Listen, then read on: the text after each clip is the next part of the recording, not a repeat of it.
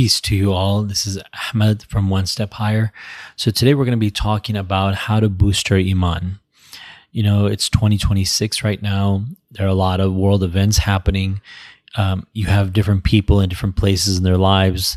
Some of you may be listening are married. Some of you are single. Some have children. Some don't have children. Some are older. Some are younger. Some live in the United States. Some are living somewhere else in the world. So everyone has their own circumstances.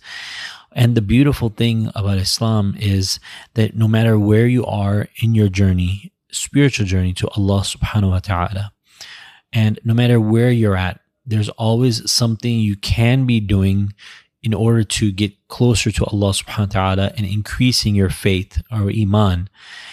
And today, inshallah, I'll be talking about different various ways you can boost your Iman, increase your Iman, and ignite the passion of love for Allah subhanahu wa ta'ala. So the first thing is Allah subhanahu wa ta'ala says in Surah Iqra, chapter 96 in the Quran, do not obey the people that take you away from Allah subhanahu wa ta'ala. And this is the last verse being revealed in chapter 96.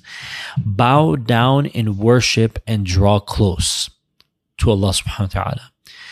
Allah subhanahu wa ta'ala says, don't listen to the people that are taking you away from Allah subhanahu wa ta'ala, but instead bow down in worship.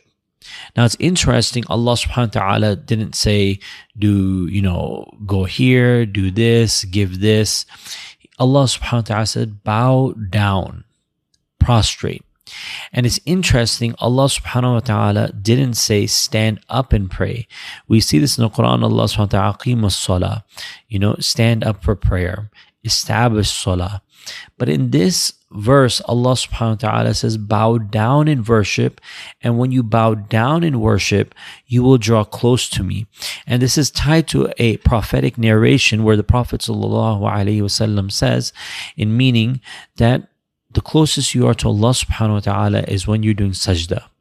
So when you're doing sajda to Allah subhanahu wa ta'ala, meaning sajda in Arabic means prostration, you're the closest to God. And in this we see that bow down in worship. It's the lowest a person can ever go in his life, that when your forehead is touching the ground and you're in front of God, it would be the closest you could be to God. If I were to speak to you face to face, it would be a normal conversation. If I were bowing, it would be okay, another closer. But when I'm prostrating and I'm putting my face on the ground, then it is the most lowest a human being can be. And this is the beauty to show that when you're in prayer, that a human is subservient, is a slave, is a servant of God. They are the closest in the sajda. And when you're the closest to Allah subhanahu wa ta'ala, then you make dua, you do His dhikr. And in that moment, it shows that Allah subhanahu wa ta'ala is everything for you. He is your sustainer. He is your provider. He is your cherisher. He is your well-wisher. Allah subhanahu wa ta'ala gives everything. Allah subhanahu wa ta'ala forgives. Allah subhanahu wa ta'ala's doors are always open for you. And the beautiful thing is that this is happening 5 times a day. 5 times a day in our 5 daily prayers. So when you're bowing down in worship, that is a beautiful way to get close to Allah subhanahu wa ta'ala. So one boosting Iman act that you can do is increase your salah. So do extra optional prayers throughout the day. That's one. Number 2, Allah subhanahu wa ta'ala loves, remember this, He loves those that do good. So anything good you do in your life, Allah subhanahu wa ta'ala will love it. You try to help somebody when they're sick, Allah subhanahu wa ta'ala will love it. When you help somebody who is down and they need emotional help or they need financial help and you're there, Allah subhanahu wa ta'ala loves it. Any good you do. And the good, one good thing you can do is teach someone the Quran, reciting the Quran, learning the Quran, and then taking that knowledge and presenting it to your family members and to your relatives. And an easy way you can do this is, if you have your own family members at home, establish a certain time. And it will be probably better after Maghrib, the 4th prayer, or the 5th prayer of the day, Isha.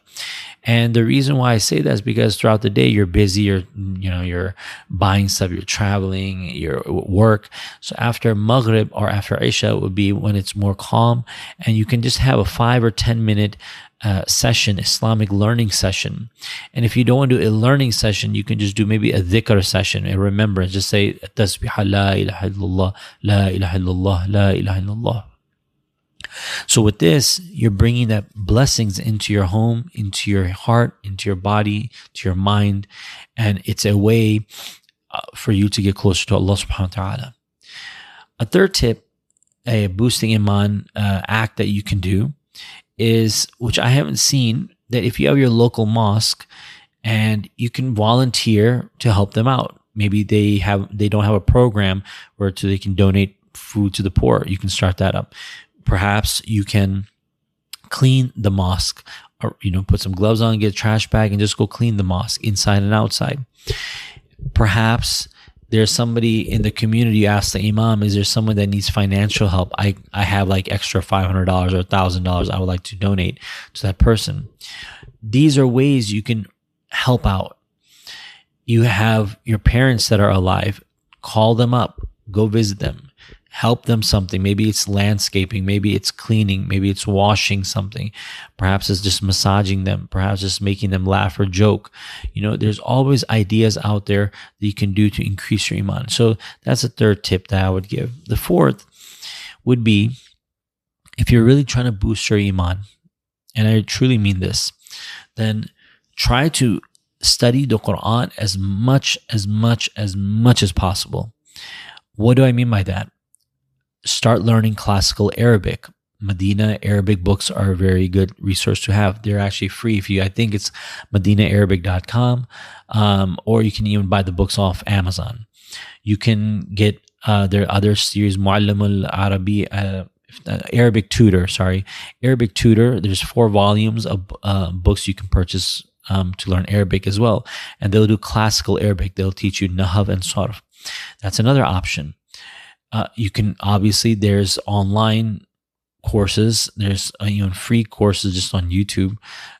Even Noman Ali Khan, through the Bayyina Institute, they teach the Quran. So learning how to read and read Arabic and understand Arabic would be your first step. And then from there, you read the translation. Since you don't know Arabic while you're learning Arabic, you read the translation and you apply that verse. Maybe it's the verse for the week. Maybe Allah subhanahu wa ta'ala says in the Quran, Allah loves those that are just. Do adl. They're just to people. They establish justice in the world. So perhaps if you're not used to that, you would say, okay, maybe I can give money to some good causes for justice. Perhaps I have friends that are in an argument. Maybe I can talk to one of them and say, hey, I can help out. I can be a neutral party. Maybe you see something on the street and you're like, oh, this is not right. Perhaps you can join a protest. Perhaps you can even go online and, reply back to negative comments against Islam. There are many of those. You can even make videos, YouTube videos, Daily Motion videos, Vimeo. There are so many outlets that you can make videos to establish that this is the correct teaching of Islam. So another boosting Iman thing you can do is, perhaps you can, actually it slipped my mind right now. I was thinking of something boosting your Iman. Doing dhikr throughout the day. Remembering Allah throughout the day. And I don't mean doing tasbihat, which is good. Like if you say Subhanallah, walhamdulillah, wa la ilaha illallah, wallahu akbar. That's good. Just even looking at the sunrise, the sunset, the stars, the sky, even the trees, the grass, even the animals that walk by, just looking at them, looking at their behaviors and looking at the beauty Allah has made all around you. There's beauty all around you. Always there will be beauty. Even the places, for example, there are war zones or people that are, having a lot of issues. If you just, the night will come to them as well. The stars are there as well. In the daytime, the beautiful white puffy clouds are there as well. The blue sky is there. So everywhere you see, you can look at even the ground, the earth. and look at the different shades of brown in the soil. Look at the different colors of plants and the flowers and the different variations of animals and insects. The variations in the trees and the shrubs. And so there's so many things you could look. And these are the signs of Allah subhanahu wa ta'ala, that there is a creator, an establisher, someone who made and created all of this. It didn't just poof, come out of nowhere. So for you to think like that, it's a contemplation. It's a way of remembering Allah subhanahu wa ta'ala. So if you can do that, that would be perfect. And then obviously you're reading and studying Quranic Arabic. You're reading a verse of the day and trying to put that into your, day-to-day life. And then you'll move on. And then go to the next verse and onwards. Now, while I was thinking about this, I was like, besides this, how about just improving our character in general?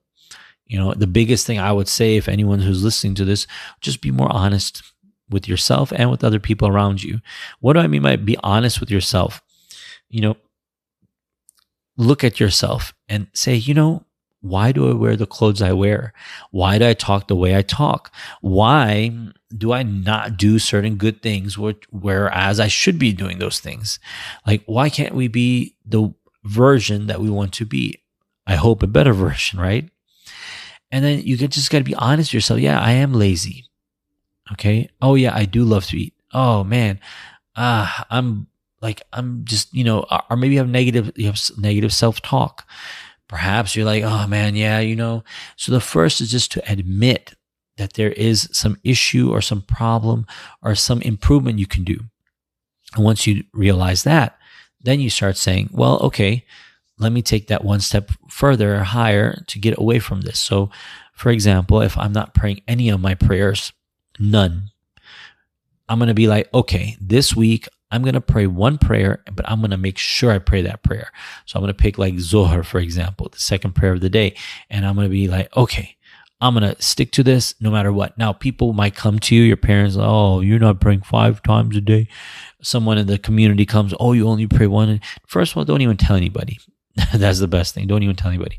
Number 2, if you're doing it, be like, this is for me and Allah subhanahu wa ta'ala. I'm taking my steps. And the beautiful thing is you'll be doing 2 things. One is you'll be establishing what Allah has told you to do. And number 2, you're going to be persistent and perseverant in that action.